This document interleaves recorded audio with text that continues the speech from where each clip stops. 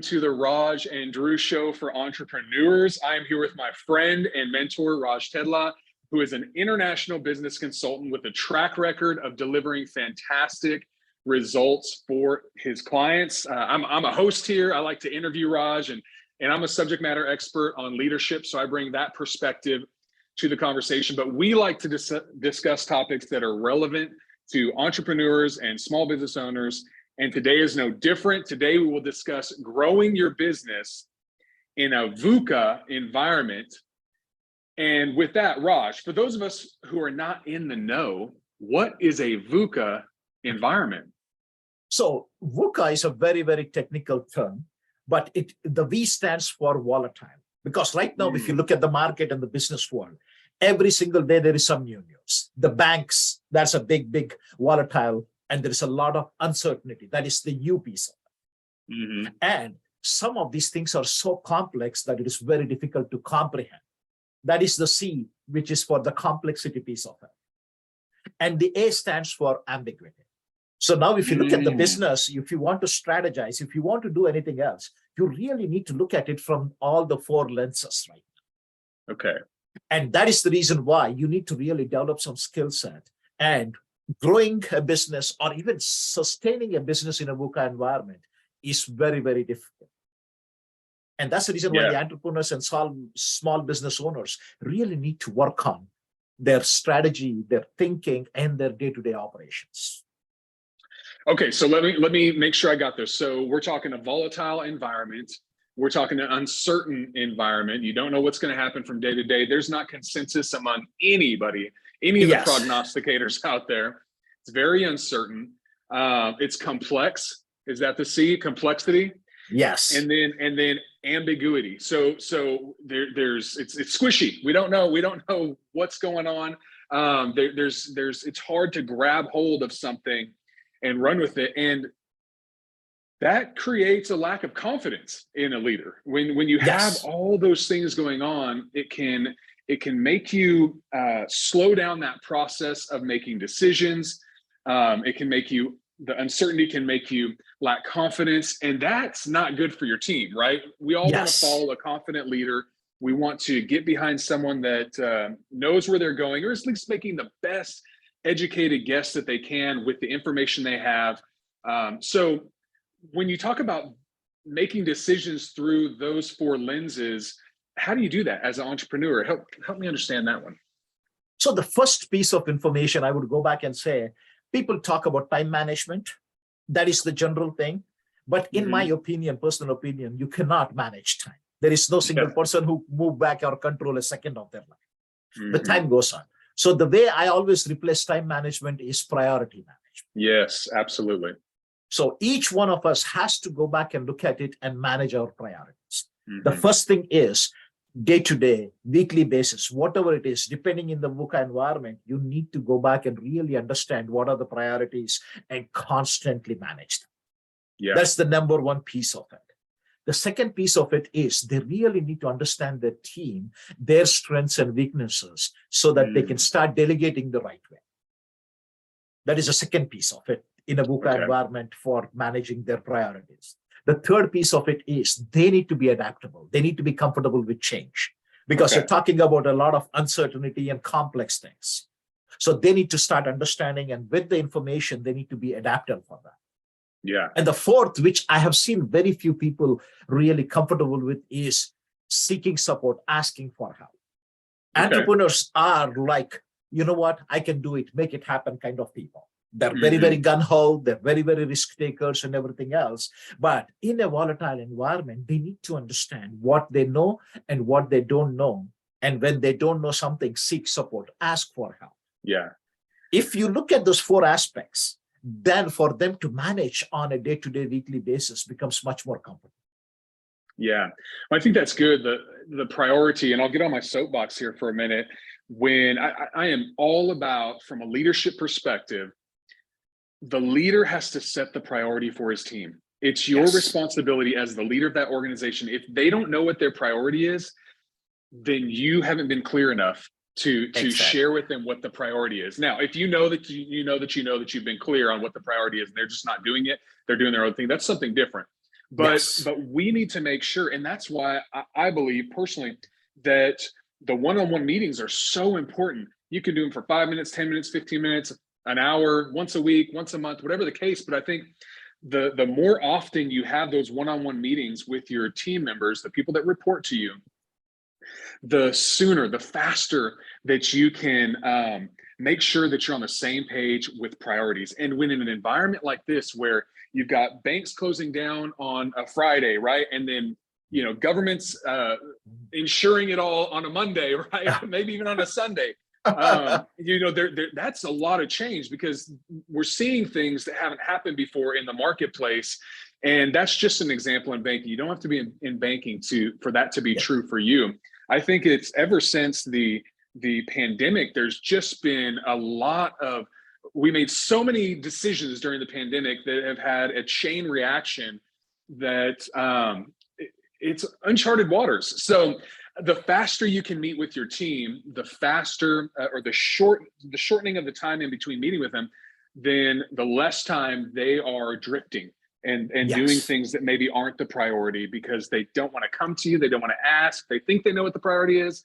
And so I think that's a huge one, is making sure everyone's clear on what the priority is for the organization. So Drew, just to add to that piece of it, if I need to go back and put a single word or 2 words to that, I will say proactive and frequent communication. I like that. Because the communication has to be frequent. If somebody says what frequent, sometimes it might be 4 hours and twice a day. Yeah. Like the banking system. If anybody is in the banking industry in the current environment, I think they're expecting to hear from their boss or manager or the CEO of the company at least 3-4 times a day, trying to know what is happening. So that frequent communication is number one. And the second piece of it is proactive communication. They have to be proactive. The leadership team has to be proactive in sending the message. Sometimes it can be one-on-one communication like you were talking about. Some cannot be a blanket email to everybody else, just updating everybody on what is happening, or whatever combination of information. But the communication should always be there. So that habit is number one for anybody in a VUCA environment. And the second piece of it, I would say, is really having a system, especially in a small and a medium-sized business and an entrepreneur. They need to have a system for really having the frequent communications and stuff. So what I say is, for me, especially my calendar. So whatever it is, if it is on my calendar, it is going to happen. Yeah.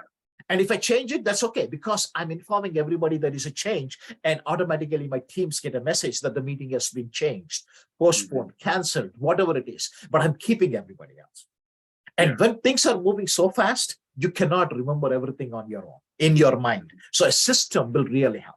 For some people, they might have a notepad. It doesn't matter what system it is, but they need to be having it consistently, follow that system so that everybody understands very well. Those 2 habits, along with the 4 different practices, will really help them to be very comfortable in the priority management piece of it. I love that. So when you talk about finding the right team, how do I do that? Do you have a few questions? Is it the whole Jim Collins getting the person the right seat on the bus type thing?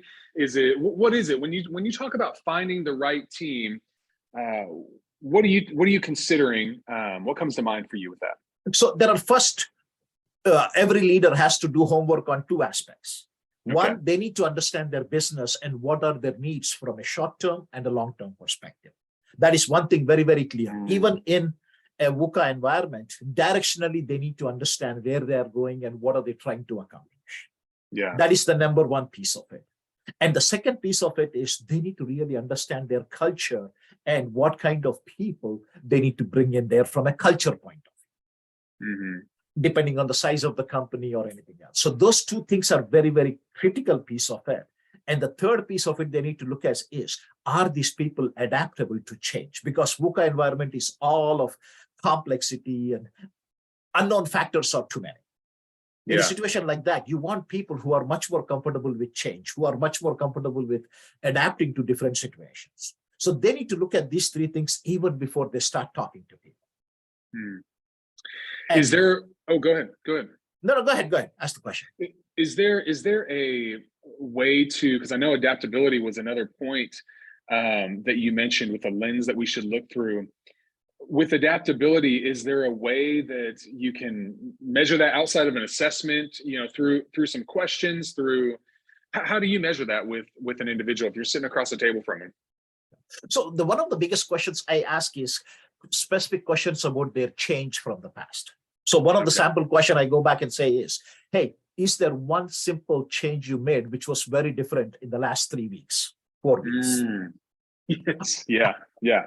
So once you start, you can go back. One, I tell people to watch for their body language while they're answering, because there are some people who are very, very good in interviewing skills. And they would have a ready-made answer, but the body language will always tell you if they're very comfortable or not. Yeah. Like in the communication, we know that basically 55% of your communication happens with body language. 38% is tone of your voice. So 93% of the communication is happening without even we hearing what their words are. Yeah. So I tell people, whenever you're asking questions about change and everything else, and you want to see people who have done it versus who are just talking about it, the body language gives away and the tone gives away. So that's very, very powerful. And the other piece of it is basically they can go back and really look at it and have some assessments as well. But in a situation when you talk about recruiting the right talent, the biggest piece I tell people is, as an entrepreneur, you are attending a lot of networking meetings. You're attending and using a lot of different technologies and stuff. So every single time you're meeting somebody, you're not just meeting for networking, but you're going back and seeing if there is a future or a current fit for your business. Yeah, that's good. So I have one of my clients who is a CEO of a company. Whenever he goes to the trade expos and stuff, every time we think he's going to get new clients, but his biggest thing is he wants to see if there are other people whom he can hire from the competition or somebody else. He's always developing relationships. And sometimes he waits for a year or two and develops the trust and brings them in. Wow. And that is a huge piece of it, because in a small business, that is one of the biggest challenges for is, if you are in a big company and you want to come, it is trust, saying that, you know what, can I go back and work with a small business? Yeah. And if they know each other for a year or 6 months or 12 months through networking and technology like LinkedIn or anything else, then it becomes very, very easy for them to build the trust and make that move. Yeah, that's good. Okay, so that's adaptability lens. So we talked about finding the right team, time management, adaptability, and now the fourth lens you mentioned was asking for help. And so when you think of that, mentors, I mean, I'm just thinking you've got mentors, you've got peers, you've got maybe groups, networking groups you're a part of, industry groups you're a part of. You could hire a coach, you could hire a consultant. What other people, did I miss anybody when it comes to asking for help, or what are you thinking of? No, I think you covered a very, very broad spectrum. The one biggest thing I tell people is the life of an entrepreneur and a small business owner is pretty lonely. Because some people think, okay, you know what, I have 50 employees and I can talk to my leadership team.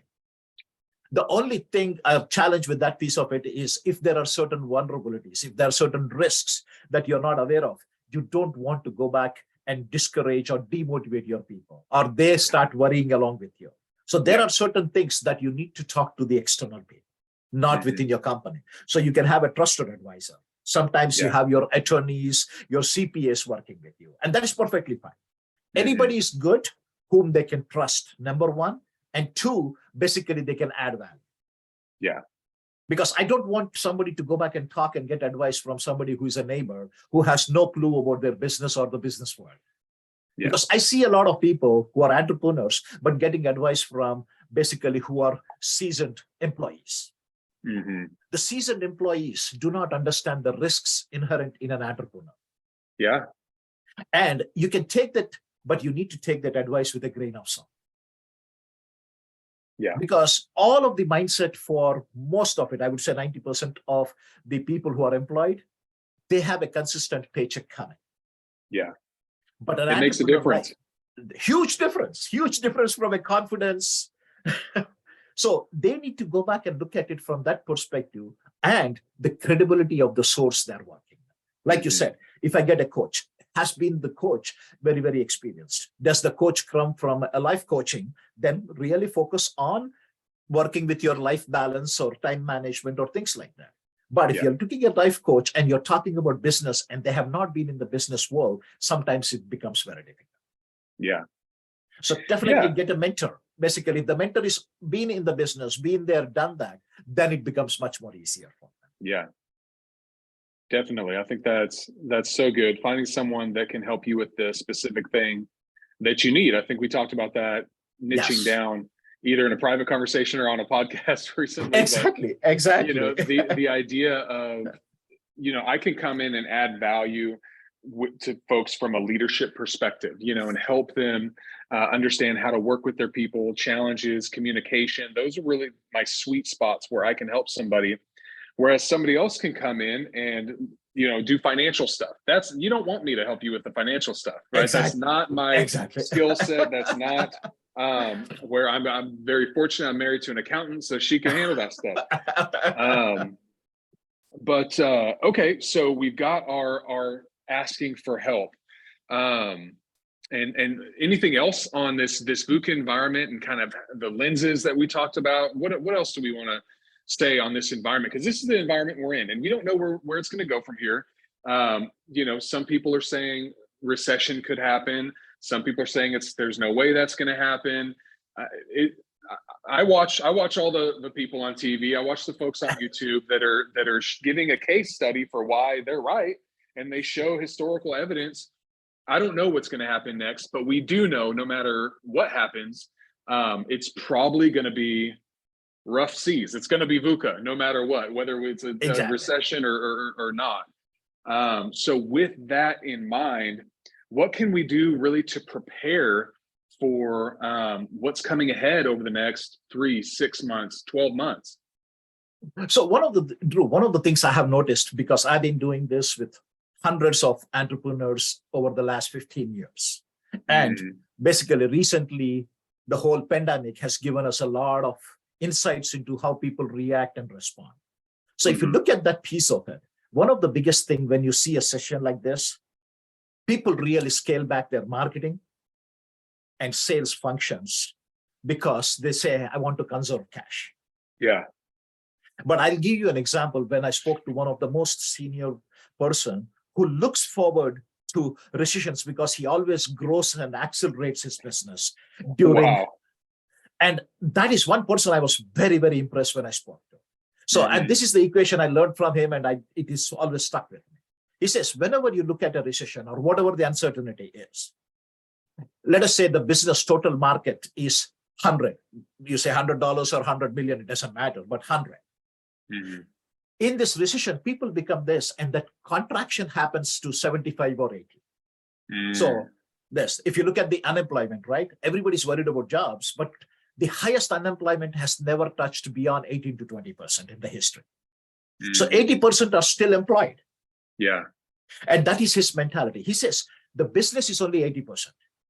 But because of the psychology and the mindset of people, over 50% of the people have given up even before it started. Wow. And he says, Raj, earlier, basically 100 people were competing for 100%. Now I have 50 people competing for 80%. So it is an opportunity for me to really grow my business. Yeah.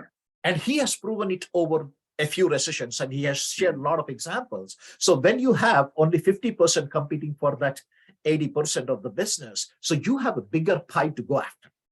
Yeah. And that is a different mindset for people to work with. That is a good mindset. And it's backed up by research. I mean, we've seen the article, we've discussed it before on other platforms, but the Harvard Business Review article, Roaring Out of the Recession, where one of the key things of companies that roared out of recession or did very well out of a recession was they spent more on marketing than their counterparts. And and then they also spent more on research and development. And so continuing to innovate, continuing to change and adapt to the needs of the market at that time so that they could meet those needs and make the sale. So that's interesting. You make a great point there, a very optimistic viewpoint, a realistic viewpoint. I mean, if you look at the research, and so I mean, it does remind me of the Stockdale principle, right? Or the Stockdale paradox, where we want to be, you know, very realistic with our understanding and facing the situation that's in front of us, but at the same time know that we will win in the end, and so we'll overcome the challenge. And Drew, I want to add one more point as well. Every business is different, and the VUCA environments creates a different kind of a risk. So if I'm an entrepreneur, or if I'm working with an entrepreneur, I tell them to look at the risk from 5 different lenses. The first one is innovation risk. Is this uncertainty going back and creating opportunities, or changing my customers, my segment customers' behaviors, needs, and things like that? If there is a need for my customer and they're changing, then I need to be careful about it, and I need to bring in innovation to go back and address the new needs of the client. So that is something we need to have a very good understanding about our clients and what are they going through and undergoing the challenges. Yeah. Well, and what comes to mind, we just talked about the pandemic. I mean, a lot of these liquor companies made hand sanitizer because we ran out of hand sanitizer, right? Yes, so exactly. They went back and they said, I think we can make that. And so they made it. So there's a simple example of innovating due to the current market conditions. Yeah, so that is the innovation risk. What are the new needs of my clients, and how can I innovate a product or a service to help them? The second one is the market risk. When I say the market risk is, whenever you're going through these pieces of it, if you find you can enter into an adjacent market for yourself. Okay. Something must have opened up in an adjacency of your client or your customer. And if that is there, do you go back and have something with a calculated risk, go and capture new business, a new segment, new service, new product, whatever that is. So you can go back and look at the market and the market shift and the changes and come up with it. And the example of the sanitizers is a great example. It does, If you already have the manufacturing facility to fill liquids, then the sanitizers is a no-brainer. With a few $1,000s, you can change your manufacturing, and then you can go back and supply that need. Yeah, absolutely. And for some companies, the third risk is the talent risk. What I mean there is basically, if your company is really unstable, and if the people are feeling insecure, some of your good people might have the opportunity to jump ship and go to somebody more stable companies. Or if you are a financially very, very strong and stable company, then you can go after the talent that is available, because you can go back and prove your financial success and you want them to come over to you. So either way, the talent risk has to be evaluated. Like pandemic, a lot of people got PPP and everything else. So one of my clients took the PPP and he really brought in about 8 good people from different businesses. He hired some excellent talent 6 months before the pandemic started. Wow. And he really got his ROI within 6 months after the pandemic stopped and the markets opened. And that was one of the best investment for him, because his investment was to the tune of 15 to 20 ROI, 15 to 20x of the ROI. Yeah. So the talent piece of it, you need to be very careful. Understand your business and then go back and see, hey, are you risk of losing people? Or if you're financially stable, can you hire talent? Yeah. Yeah. I like it. And the last but not the least, I would say the financial risk would be the next one. So basically, if you are in a business where financially, like in the pandemic, the restaurants were in deep trouble. Yeah. So that is where you need to go back and make the appropriate changes. So sometimes you might have to go back and lay off a few people, or really go back and tell everybody is, hey, we need to go back and really take a 10%, 20% lower for the next few months, or whatever the ideal situation for that is, and the employees and the culture fits, then they need to work on that piece of it. Yeah. So they don't want to go back and really borrow recklessly during the time, or implement something that is too risky for them. Well, it's interesting that you mentioned the financial piece. I was talking to a guy this morning that he was just helping a friend out with looking over his finances. That's his background, and kind of underwriting loans and stuff for businesses. And he was looking, and the guy couldn't figure out why he was bleeding money. And he looked at his businesses. He said, you've increased revenue by 6%, but you've also increased overhead for your employees by 500%. Oh my God. And so you have one money that's just eating all of that. and Exactly. having to pay for all of that. And so maybe that was a calculated risk for a short term, but you've got to be aware of those things and if you're going to make a decision like that, you've got to make sure that you made it with a certain calculation and you know what you're doing, not just that it's happening without you really recognizing it. Yeah. And the biggest part of that piece of it is really understanding from a short term and a long term, what is your vision, what are your goals, and what are you going after? That directional view for the leadership team, especially the entrepreneur or the small business owner, will help in a long way. Yeah. And last but not the least is the reputation risk. What I mean here is all of your customers are watching how are you reacting as their supplier, their vendor. Yeah. So sometimes you may have to go back and really look at it and communicate or over communicate to your audience saying that, hey, we are here, we are there to support. Mm-hmm. And if you don't go back and support, they might go back and tend to work with somebody else. And once the dust settles, the new vendor or somebody else who marketed to them during their vulnerable times might become the top dominant supplier. So it's very, very important that you look and really focus on where you're spending your marketing dollars, where you're sending your sales efforts, where are you spending your, basically the service piece of it. All of that will really, really be watched by your customer segment, and your reputation is going to be at risk, good or bad, depending on the actions you take. That's good. That's good. Now, this kind of environment, it seems like a silly thing to ask, but how do you kind of balance work and life when, I mean, you still got kids, they still have baseball games, you know, they still have recitals, all this kind of stuff. I mean, as business owners, as entrepreneurs, we're not just machines that come and work all day and all night. How do you balance that in an environment like this? So, Drew, a little bit of it goes to the first point we were making about priority management. Yeah, that's good. And as part of the priority management, you start establishing some boundaries as well for yourself. Mm-hmm. When I say going boundaries is basically, there are certain things non-negotiable with my family things. There are certain things non-negotiable with my business side. Yeah. So I'll give you my own example, basically.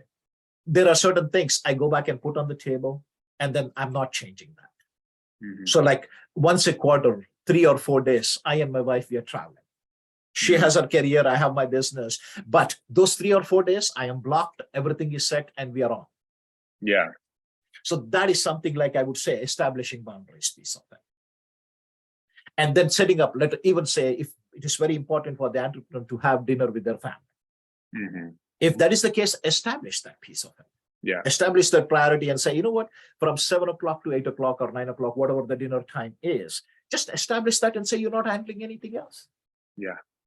They have to go back and have those boundaries. Mm-hmm. But they need to look at all of this from the 5 risks I was talking about. Because as a small business and an entrepreneur, you need to be aware of those things and see how those overlap with these pieces of them.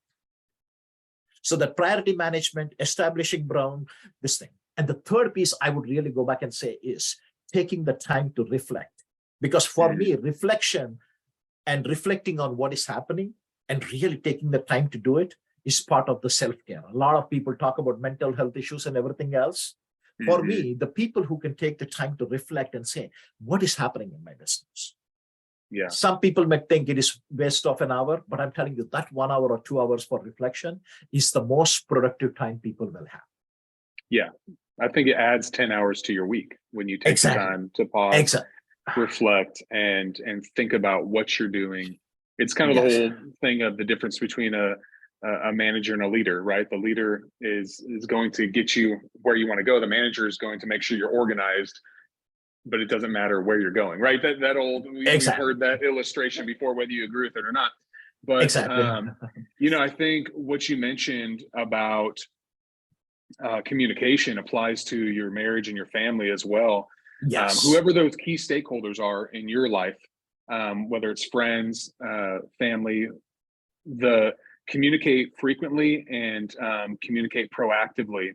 Don't text, hey, I'm going to stay all night tonight, you know, that night. I'm going to work all through the night that night. If you have the conversation on the weekend and you say, hey, I'm looking ahead. I paused and reflected on my schedule this week.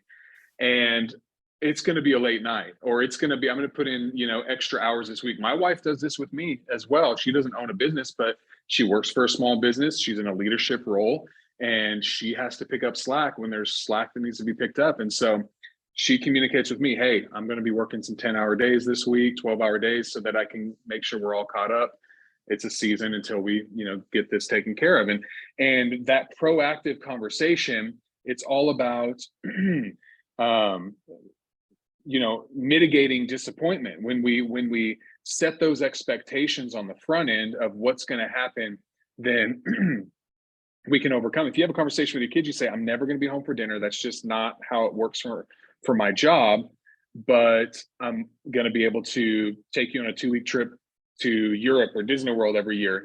Those are the kind of negotiations and the conversations that you have on the front end, and figure out if that works within your family and your dynamic, then it works. And so I think what you're saying is fantastic. You have those non-negotiables, you have those things that you have to make the agreements with the person, that the key stakeholders in your own family. And it's very personal. There's not anybody in the world that it's going to be exactly the same. And so Exactly. even a mentor would be wise to share with you that you need to be principled, you need to be, manage your priorities. And from there, you decide.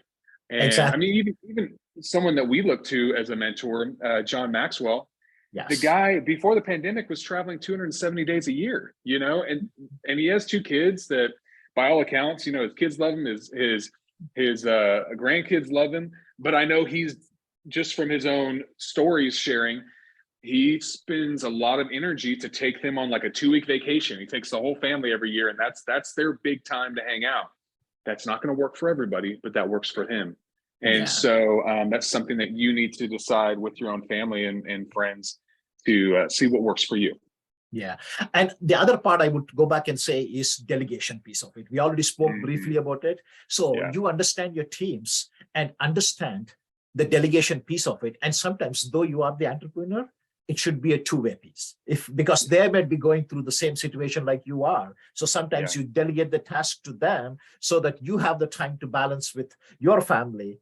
And then you take the same thing, their tasks, to yourself so that they can do this thing. So it's always going to be that flexibility in doing the tasks and who is responsible for what. Yeah. That is very important. So I put delegation, flexibility, and support system, all the 3 words into that category, where you're delegating tasks, you are taking on tasks so that somebody else get the time, their work-life balance. And I remember one thing when I was in GE corporate, and I used to have a lot of business travel. So one of the things my kids was, my secretary, you knew that, and everything is, if I was in town, Thursday after 5 o'clock, I never work. I used to go on a date with my son or my daughter. So that was there. Like every time, she guarded the time like a hawk. She never gave anybody that. And 4:30, she says, get out of the office, get out of the office. So I made sure that we communicated with my secretary, and she completed it. So that went on for a few years, and my kids really enjoyed those experiences. Oh yeah, absolutely. The dates with kids, that's a big deal. I just took my 18-year-old on a date last week, so we're still doing the dates. Oh, excellent. Excellent. And you create memories, and it's that special time with your kids. So that's good. Yeah. That's awesome. Anything else you want to share with us before we go today on navigating the VUCA environment? I would talk a little bit about the innovation piece of it as well. Okay. So we briefly spoke about the innovation itself a few minutes ago, but if you look at the whole VUCA piece of it, the greatest bit of it is whenever you go back and have a VUCA environment, it is ripe for innovation. Because if you really focus and start understanding your clients and the changing behaviors of your segments and customers, you can start looking at it from developing new products, new services, modifying existing ones, exiting completely and shutting down some of the old products which are not relevant. So it's almost like you're looking at it strategically from a very, very new lens. So I said, one of the biggest part of it is how can you go look at the opportunities and differentiate from your competitors as well. Yeah. Sometimes it can be simple. Sometimes it is really, really very powerful. So one can be products, one is differentiation from the competitors. And sometimes you can just look at your old processes and say, how can I improve the efficiency and the productivity of mine? Mm-hmm. Like during the pandemic, right? I totally changed how I deliver my workshops. Yeah. So You had instead to. of doing a three-day workshop, now I broke the 3-day workshop into 2-hour chunks and 3-hour chunks, and went back and did it over Zoom over a couple of weeks. So that was an innovation I had to modify and change to go back and look at it from that. Yeah. That was the third piece of it, efficiency and productivity and stuff. And really being in touch with your customer and customer satisfaction. How can you really satisfy them? How can you go back and look at it? I'll give you one example I'm a small business owner. I work with a lot of small entrepreneurs and small business owners. So one of them basically was not sure, and they liked the product. They said yes, but he said, Raj, I really want to wait until July to go back and do it. And this was in February. And I said, I'm really I can do it in July, but I really want to know why. Yeah. So for him, the next 4 months from a cash flow perspective were very, very slow months, because he's in the horticulture business, and a lot of his business happens in the month of June, July, August, September. Yeah. And he said, Raj, from a cash flow perspective, I really don't want to go back and spend that right now. So once I started understanding this, I went back and said, hey, what percentage can you do it? And he said, Raj, I can do X percentage of it. I said, fine, let's go back, because when your slow period is, then your team is much more having more time. They can really learn and grow very fast. They can spend more time on this. So we went back and changed the schedule. So I said, you can pay me that X percentage now, the balance in June, and then let us go back and finish the training program. So the learning and everything was very, very huge, because now they're not so busy. Everybody really focused on it. Yeah. So that is a kind of creative innovation, whatever you want to call it. But I was flexible enough. And for them, they were very, very happy. And now I have a new customer who is very happy with me and trust me. Right. I love that. I love being flexible with how you deliver the services, with how you do payment for the services. And that might be something that happens more moving forward, with the uncertainty going on. That might be something that we need to do. I know that it's all about, whenever I think about the innovations of today that I see over and over and over again, it's about ease of use, right? We talked about it before, taxis to Uber. It's easier. It's just easier. It's on my phone. Payment is already there. It's so much easier. And if you can make the process, if you can remove friction from the process that you have with your clients, then you are going to win. You're going to win no matter what area you're in. You go back to who wants to drive to a Blockbuster, right? Because they aren't anymore. Exactly. Who wants to drive to a video store when I can just press, an app on my TV, or I can download for $3.99. I can download whatever movie I want at any time on my television. Why would I want to drive? Even you think of the red box that was kind of this in between Blockbuster and the apps taking fully taking hold. Redbox only had a short time there, exactly. with folks, and I still see them. I don't know how often they're used. They used to be used a lot, but now every TV it's a smart TV that can function with all these apps, where you can buy a $30 or $50 piece to make your TV functional in that way. And so those kind of innovations are all about making it easier on people. People want the path of least resistance. If you can create that for your clients, that's winning. And that's really what I think a lot of people should be thinking about with whatever goods or services that they provide. Amazon leads the way in that, of course. But everybody else is trying to follow with that buy now button. The easy Staples came up with the easy button, but I think Amazon really owns it. Exactly. And not only Amazon, it's several other people have demonstrated that in their business strategies and the solutions they have come up with. Yeah. And it's wild when you try something that isn't that way. I've mentioned before, I went to a competitor of Amazon's that does books, and the process was so clunky. It took forever to receive my product from them. And so I think, if you can show that you can make it easy, then you're gonna win. So, all right, that's the innovation piece of it. Was there anything else you wanted to mention before we go today, Raj? Those are pretty much the 5 elements, I would say, very, very critical for a small business owner or an entrepreneur. And one of the biggest traits I keep on talking with all of my coaching clients, everybody is learning, unlearning, and relearning. That is the piece of it.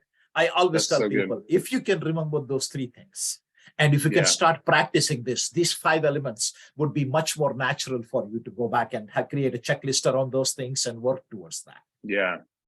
Well, let me recap the 5 elements that we discussed today. Sure. Time management was the first one. Number 2, finding the right team. Number 3, risk taking. Number 4, that work-life balance. And then number 5, innovation. And this is how you can successfully navigate this VUCA environment, this volatile, uncertain, complex, ambiguous environment that we find ourselves in today. And so we hope that helps you and that adds value to you today. If you've got questions, please send them in. We love answering questions. Connect with each of us on LinkedIn.